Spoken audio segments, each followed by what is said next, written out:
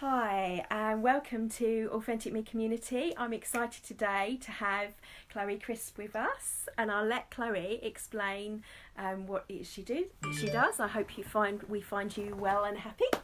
So hi. Hi, thank you, Teresa.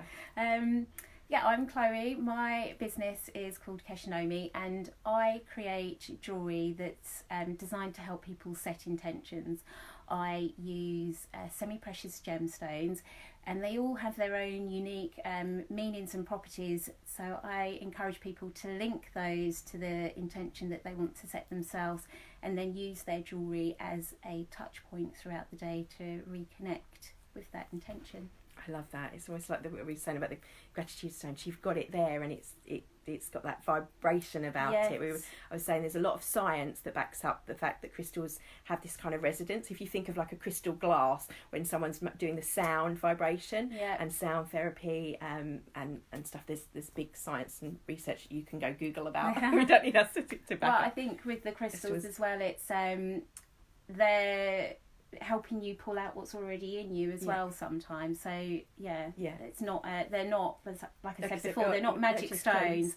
They're tools that you can use to help you achieve your goals or that place that you want to create within yourself. Which I love about them. And this is the thing I always say to people about the 3 words that you to describe you, or that you hope to envision yourself as. I think my 3 words would be bold, because like my hair is quite bold. I love creativity, obviously, and I want to say spirituality, but I don't want to be one of those, because I was thinking about it actually, it's like, oh, I'm so spiritual, and I don't want it to come across like that, because it's not how I see myself, but I do feel spiritually connected. So connected maybe. Maybe that's better. Okay, and what would you say friends and family say is your greatest gift? And as I've said in each of the interviews, the reason I ask this is because lots of people find it hard to, think, what does they say? Oh, I love that about you, I'm complimenting you, because to think about ourselves and what we're grateful for in ourselves, I think is really important, and to ask friends and family, or start to prompt us to ask that and think about it. Really, it's part of your wellness, I think.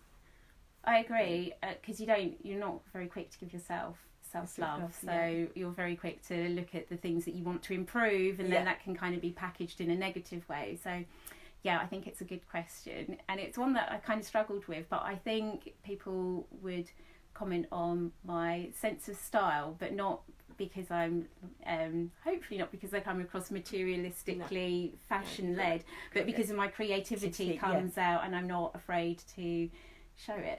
I love it. That's one of the first things I noticed about. I love your hair, love that sense of style and the clothing, and I think that does definitely come through your creativity. So it's and what led you to do what you're doing?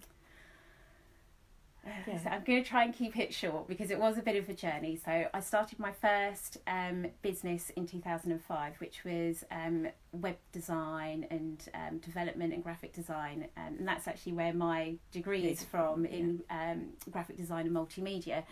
And I did that for ages and ages. Paul, my partner, joined, and we formed a company, and it got to 2016, like it was the start of the new year, and I was in hospital with an abscessed appendix, which when I was first in pain, I didn't realise that was what it was. So I was in bed in agony for about 5 days before I eventually went to hospital. So when they operated, it wasn't just a simple keyhole surgery, it was like cut me open and clean up the mess. And as a result of that, I was on codeine, on a drip to control the pain, which it didn't agree with me at all. The bed was still, and I'm lying in the bed, and I know that I'm still, I'm not moving, the bed's not moving, but my inner ear, the motion sensors were, it was like someone was doing this with the bed. They were moving it around the room. It was horrible. It was making me feel sick and dizzy, so I had to get the nurses to take the drip away. So now I'm lying there in pain, and where everything had kind of shut down, everything I was eating and drinking was coming back up. So now I'm lying in the bed in pain, and I have a tube down my throat to not good, but it in that moment where I had the chance to stop and think and reflect, because I didn't have anything else I could really do. And it was that now moment. Are you happy where you are now? Look at where you've come to. Is this where you saw yourself now? Like, Happy New Year. Yeah. Nice. Great way to start the new year. But it was that moment where I'd had this idea for Keshonomi since 2012. So it'd been 4 years just sitting there in the back of my head, and I'm not really doing anything with it. I'm just like being inspired and seeing things, but not pursuing it. And that's when I decided now. So that was March, your kind of Kensho moment that we talked about. That's like, I love this that. is it. Like, wake up, hello. This is you. This is your moment. Yes. Yeah. So, and that kind of leads on to what we were saying about what was the biggest challenge to get to where you are in your business? Yes. So I opened up my... And how did you get over it? I don't think I've said that. Yeah. I opened my Keshonomi Etsy shop in March, and I didn't sell anything for 6 weeks, and that was a real test. I mean, I still was doing web design stuff, so this was my side gig at the time, but that was really disheartening. But then I started getting sales. I'm like, yay, like keep at it, keep going. But then it got to the summer and I didn't sell anything for like nearly 3 months. And at that point, I mean, that was a point when a lot of things happened for me. So I started going to yoga more. I found my faith within me. I started working with crystals, and a lot of things came together that taught me to not question if I'm worthy, to have faith, to stay tenacious and keep at it. Yeah, it's almost like you were saying that the universe was saying, like, how badly do you want this? Yes, how badly do you want it? Are you willing to keep working through it? Are you willing to ride the downs as well as the ups? And then you've got that desire, you build up the momentum for where it is you're going. So, and who is the biggest influences on... What would you say? Well, I've got a few. I like I said before, Marie Folio is a good business. She's a multi-passionate entrepreneur, and I like the way that she presents things differently. Like, she's true to who she is. So definitely check her out if you don't know her. But I would say my biggest influence, and it hasn't always been, but in more recent years since having children, would be my mum. She raised me and my brother pretty much by herself. And because we grew up in a predominantly white area, she would always tell us that, don't let anyone tell you what you can and can't do. Stand tall, be proud. People are going to notice you because you're different, so always be the best version of yourself. And I love that. That's really, that's inspiring stuff. And that's really inspiring for other people to have, and to be guided by. And the other lady you mentioned, the English lady who I really love as well. What's her name?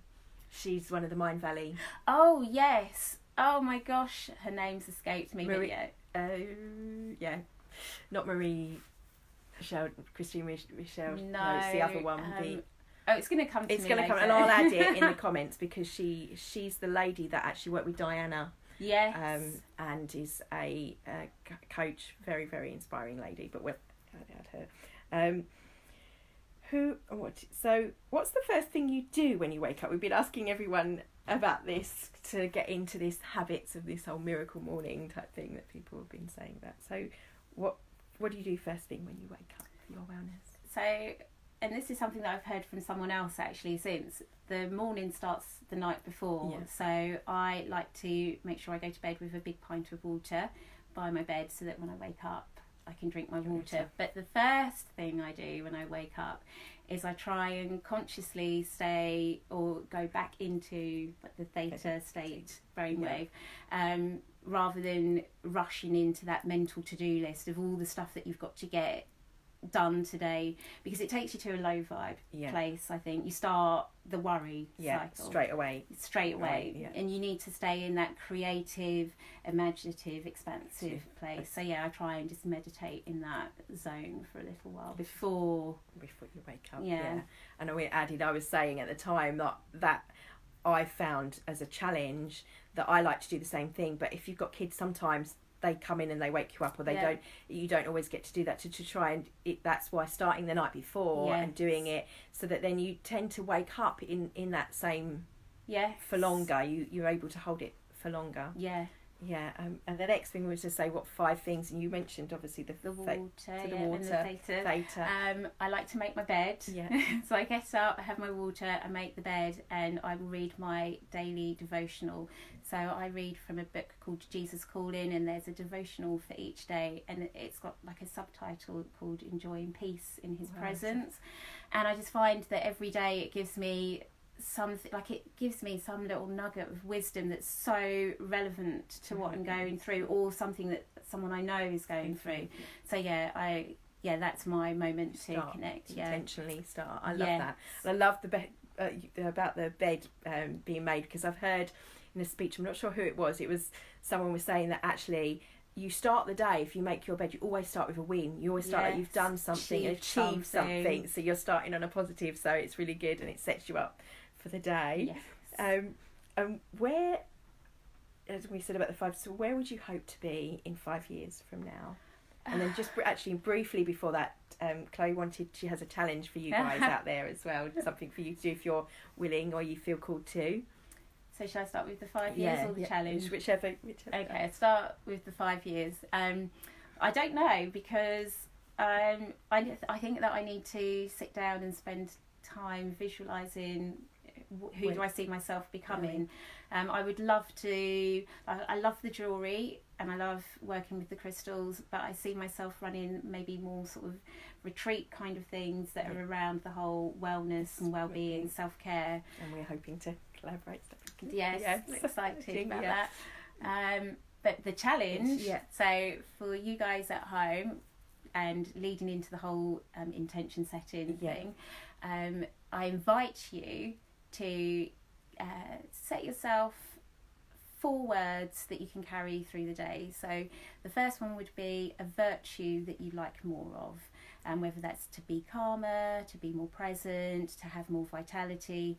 So what would your word for a virtue you'd like more of? The next one is a challenge. What's a challenge that you've got at the moment, and a quality that you need to overcome it? So that's the next 2 words. And then the last word is something that you're passionate about that you can do during the day. I love that. And I've mentioned to you guys in Authentic Me before, I have an alarm set on my phone. So like when you first wake up, it comes up with those words. So once you know what those are, I have 3 words that I want to do exactly the same. Basically, mine's courage, encourage, and creativity. And it beeps up on my phone and it just says those 3 words. And it's just a little reminder prompt. Have I been to ask who am I on my game for today is the other thing. But so maybe you could do the same. So you prompt yourself to keep, am I doing that today? Am I envisioning that word of virtue? Or the what was the other one was for virtue? One for your challenge. Yeah, your challenge and the quality to overcome it. And the thing that lights you up, your passion. Because if you're not doing that, then you're not really living, are you? Yeah, doing what we it love. Sounds all like, I know that people will roll their eyes, but I think it is that connecting in. I'm like this big believer in connecting in, because we spend so much time looking out for those things that we think are going to make us happy, and we think it's an external thing, and it's not. It starts in here, and then it shines out from you. It's that syndrome that Emily Fletcher mentions. It's the I'll be happy when syndrome. Yes. And it's you're constantly chasing, and it's just tiring. Stop. Stop. I know. Or if you think of it like a phone, you charge your phone, don't you? We always, every night gets charged, but we don't necessarily charge ourselves if we're asleep, if quality is sleep. But you need to have that connect every time and connect, like you're charging to recharge, back to reset to what your intentions and your purpose is. So, and how can people get hold of you? Well, I think the best way is Instagram. I'm on Instagram. My handle's Keshinomi. We'll put it in the. We'll add it in the comments. I'll put it in the thing. Because you'll probably still go say what now. It's Keshinomi.com, or you can find me on social media, Keshinomi. Yeah, and as I say, there's some lovely links to the beautiful jewellery that Chloe makes amazing stuff, so go check that out. And we are, thank you for listening, for watching. Yes, See that we've got people watching us live, which is lovely to have.